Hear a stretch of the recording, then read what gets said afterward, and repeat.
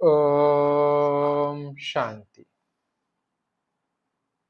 अव्यक्त बाप दादा, आज की तारीख 9/6/1969, 9 जून 1969। आज की मुरली की सार, स्तुति का मीठा रूप आलस्य। टाइटल है स्तुति का मीठा रूप आलस्य। सभी व्यक्त में होते अव्यक्त स्थिति में हो। अव्यक्त स्थिति किसको कहते हैं, उसकी पहचान है। पहले है अव्यक्त स्थिति की पहचान और पहचान के बाद फिर परख। तो इन दोनों बातों का ज्ञान है। अव्यक्त स्थिति किसको कहते हैं, व्यक्त का भाव ना रहे। व्यक्त में कार्य करते हुए भी व्यक्त का भान कैसे नहीं रहेगा, व्यक्त में होते हुए अव्यक्त स्थिति में रहे।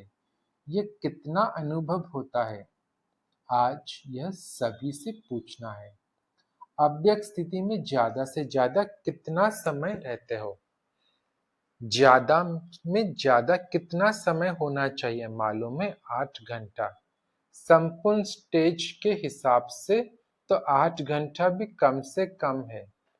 आपके वर्तमान पुरुषार्थ के हिसाब से 8 घंटा ज्यादा है।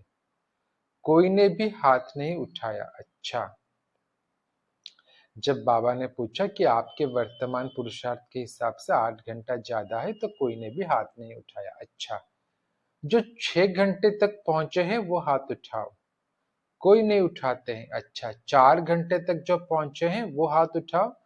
कोई ने 4 घंटे में, कोई ने 2 घंटे में हाथ उठाया। इस रिजल्ट के हिसाब से कितना समय पुरुषार्थ का चाहिए। कोर्स भी पूरा हो गया, रिवाइज कोर्स भी हो रहा है, फिर भी मेजॉरिटी की रिजल्ट, इसका क्या कारण है। सभी पुरुषार्थ भी करते हो, उमंग भी है, लक्ष्य भी है, फिर भी क्यों नहीं होता है, अटेंशन कम है। किस बात का अटेंशन कम है, ये तो अटेंशन सभी रखते हैं कि लायक बने, नजदीक आए, फिर भी मुख्य कौन सा अटेंशन कम है, जिस कारण अव्यक्त स्थिति कम रहती है। सभी पुरुषार्थी यहाँ बैठे हैं, बाबा बोलते सब पुरुषार्थी यहाँ बैठे हैं। ऐसा कोई होगा जो कहे मैं पुरुषार्थी नहीं हूँ, पुरुषार्थी होते हुए भी कमी क्यों, क्या कारण है। अंतर्मुख रहना चाहते हुए भी क्यों नहीं रह सकते हो, बाहर मुक्ता में भी क्यों आ जाते हो। ज्ञानी तु आत्मा भी तो सभी बने हैं, ज्ञानी तु आत्मा समझदार बनते हुए फिर बेसमझ क्यों बन जाते हो। समझ तो मिली है, समझ का कोर्स भी पूरा हो चुका है। कोर्स पूरा हुआ, गोया समझदार बन ही गए, फिर भी बेसमझ क्यों बनते हो। मुख्य कारण यह देखा जाता है, कोई कोई में अलबेलापन आ गया है, जिसको सुस्ती कहते हैं। सुस्ती का मीठा रूप है आलस्य। आलस्य भी कई प्रकार का होता है, तो मेजॉरिटी में किस न किस रूप में आलस्य और अलबेलापन आ गया है। इच्छा भी है, पुरुषार्थ भी है, लेकिन अलबेलापन होने कारण जिस तरह से पुरुषार्थ करना चाहिए वो नहीं कर पाते हैं।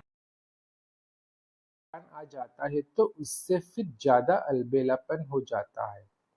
जो अपने को कम समझदार समझते हैं वो फिर भी तीव्र पुरुषार्थ कर रहे हैं, लेकिन जो अपने को ज्यादा समझदार समझते हैं वो ज्यादा अलबेलेपन में आ गए हैं।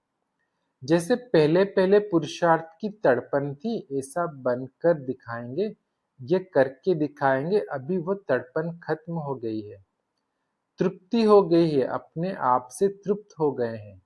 ज्ञान तो समझ लिया, सर्विस तो कर ही रहे हैं, चल ही रहे हैं। ये तृप्त आत्मा इस रूप से नहीं बनना है। पुरुषार्थ में तड़प होनी चाहिए, जैसे बांधेलियां तड़पती हैं तो पुरुषार्थ भी तीव्र करती है, और जो बांधेली नहीं वो तृप्त होती है तो अलबेले हो जाते हैं। इसी रिजल्ट मेजॉरिटी पुरुषार्थियों की देखने में आती है। हमेशा समझो कि हम नंबर 1 पुरुषार्थी बन रहे हैं, बन नहीं गए हैं। तीनों कालों का ज्ञान बुद्धि में आने से अपने को ज्यादा समझदार समझते हैं। पहले भी सुनाया था ना, जहां बालक बनना चाहिए वहां मालिक बन जाते हो, जहां मालिक बनना चाहिए वहां बालक बन जाते हो। तो अभी बच्चे रूप का मीठा मीठा पुरुषार्थ तो कर रहे हो, राज्य के अधिकारी तो बन गए, तिलक भी आ गया, लेकिन यह ढाल और मीठा पुरुषार्थ अभी नहीं चल सकेगा। जितना शक्ति रूप में स्थित होंगे तो पुरुषार्थ भी शक्तिशाली होगा। अभी पुरुषार्थ शक्तिशाली नहीं है, ढीला ढाला है। पुरुषार्थ तो सभी है, बाबा बोलते हैं पुरुषार्थी तो सभी है, लेकिन पुरुषार्थ शक्तिशाली जो होना चाहिए वो शक्ति पुरुषार्थ में नहीं भरी है। सवेरे उठते ही पुरुषार्थ में शक्ति भरने की कोई ना कोई पॉइंट सामने रखो। अमृत वेले जैसे रूह रिहान करते हो, तो वैसे ही अपने पुरुषार्थ को शक्तिशाली बनाने के लिए भी कोई ना कोई पॉइंट विशेष रूप से बुद्धि में याद रखो। अभी विशेष पुरुषार्थ करने की आवश्यकता है। साधारण पुरुषार्थ करने के दिन अभी बीत रहे हैं, जैसे विशेष फंक्शन आदि के प्रोग्राम रखते हो ना, वैसे अब यही समझना है कि समय थोड़ा है, उसमें विशेष पुरुषार्थ का प्रोग्राम रखना है। यह विशेष पुरुषार्थ करने का लक्ष्य रख आगे बढ़ना है। अगर ढीली ढाली रिजल्ट में रहेंगे तो जो आने वाली परीक्षाएं हैं उनकी रिजल्ट क्या होगी। परीक्षाएं कड़ी आने वाली है, उसका सामना करने के लिए पुरुषार्थ भी कड़ा चाहिए। अगर पुरुषार्थ साधारण, परीक्षा कड़ी, तो रिजल्ट क्या होगी। अच्छा, आज तो गोपों से मुलाकात करते हैं।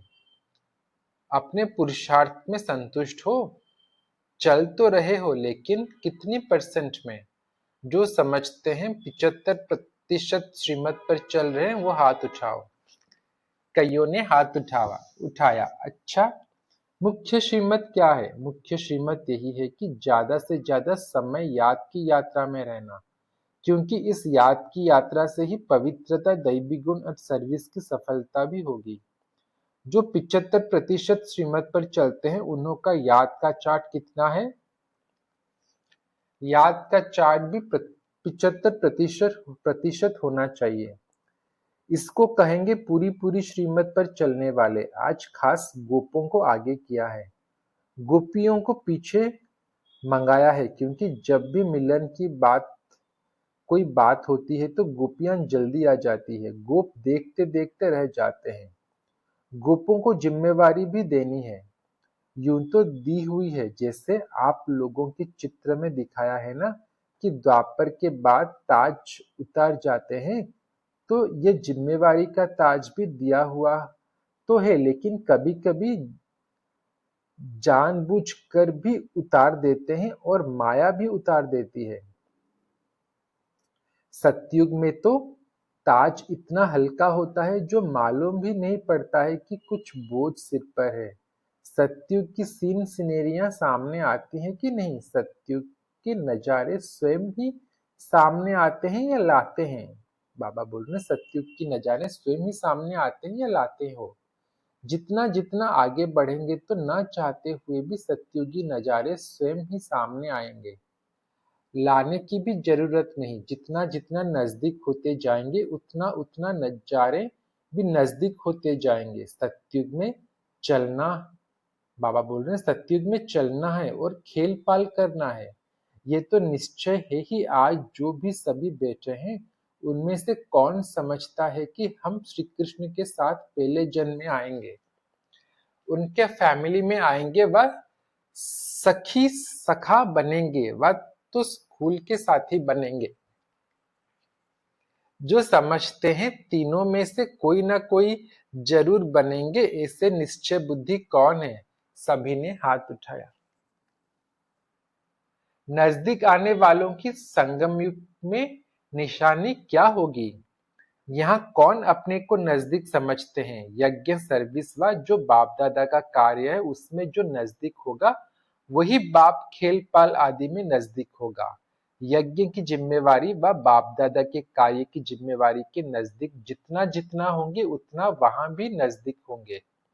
नजदीक, बाबा बोले नजदीक होने की परख कैसे होगी।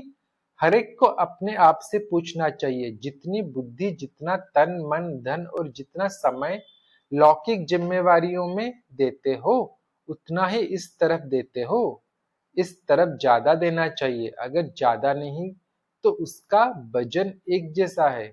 अगर दोनों तरफ का एक वजन, बाबा बोल रहे हैं, अगर दोनों तरफ का एक जितना है तो भी नजदीक गिना जाएगा।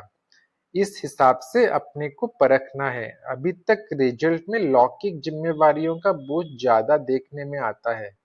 खास मुख्य ग्रुपों को यह बातें जरूर ध्यान में रखनी चाहिए कि आज का दिन जो बीता, कितना समय लौकिक जिम्मेवारी तरफ दिया और कितना समय अलौकिक व परलौकिक जिम्मेवारी तरफ दिया।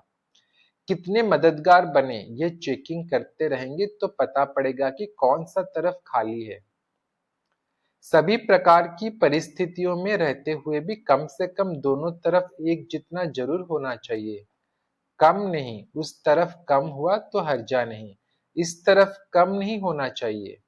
तो फिर लौकिक जिम्मेवारी के कभी को भी ठीक कर सकेंगे। बाबा बोल रहे तो फिर लौकिक जिम्मेवारियों को, बाबा बोले तो फिर लौकिक जिम्मेवारी के कमी को भी ठीक कर सकेंगे।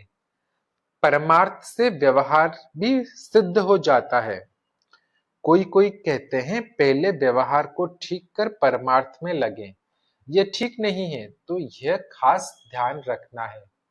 खास गोपों में बाप दादा की उम्मीद है जो गोप ही पूरे कर सकते हैं, गोपियों से नहीं हो सकती। वो कौन सी उम्मीदें? पांडवों का मुख्य कार्य यही है। कई प्रकार के लोग और कई प्रकार की परीक्षाएं समय प्रति समय आने वाली भी हैं और आती भी रहती हैं, तो परीक्षा और लोगों की परख यह विशेष गोपों का काम है।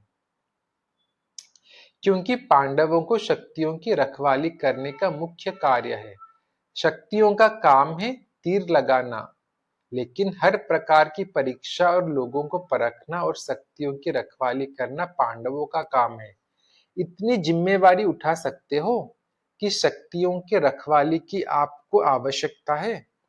कहां कहां देखने में आता है पांडव अपनी रखवाली की ओर से उम्मीद रखते हैं, लेकिन पांडवों को अपनी रखवाली के साथ चारों ओर की रखवाली करनी है। बेहद में दृष्टि होनी चाहिए, ना कि हद में। अगर अपनी ही रखवाली नहीं करेंगे तो फिर औरों की मुश्किल हो जाएगी। बाबा बोल रहे अगर अपनी ही रखवाली नहीं करेंगे तो औरों की मुश्किल हो जाएगी। अच्छा, ओम शांति।